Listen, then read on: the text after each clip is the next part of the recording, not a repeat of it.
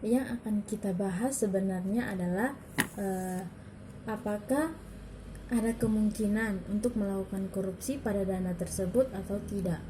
Menurut saya kemungkinan untuk melakukan korupsi itu pasti ada, karena begini, dan dana tersebut tidaklah sedikit, tetapi sangat banyak. Kita bisa ambil contoh satu, yaitu di sektor kesehatan.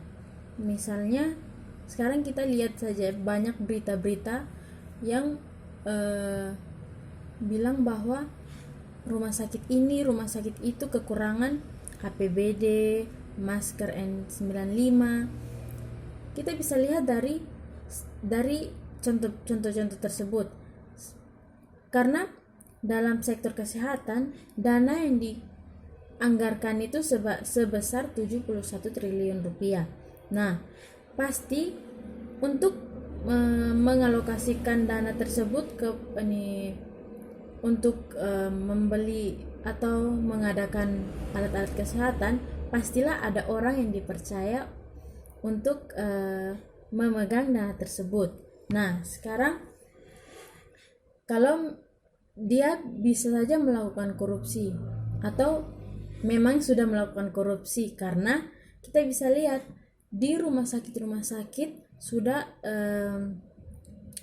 sudah banyak yang bilang bahwa rumah sakit ini kekurangan ini. Contohnya saja pada daerah-daerah terpencil atau wilayah-wilayah yang kecil seperti NTT. Nah, di NTT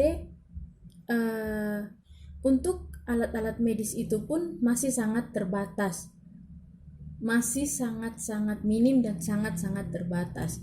Contohnya alat pelindung diri pun masih kurang, masker, apalagi hand sanitizer masih kurang, dan juga rumah sakit untuk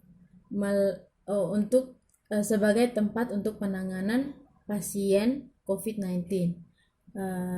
Selain di NTT, kita juga bisa lihat di kota besar seperti di Jakarta. Di Jakarta pun seperti itu, kekurangan APBD, masker, bahkan tenaga medis pun sampai kewalahan karena di sana lebih banyak korban positif virus COVID-19. Nah, dalam mengalokasikan dana tersebut, pastilah ada orang yang dipercayakan untuk memegang dana ini. Nah, orang itu pasti sudah melakukan korupsi secara diam-diam.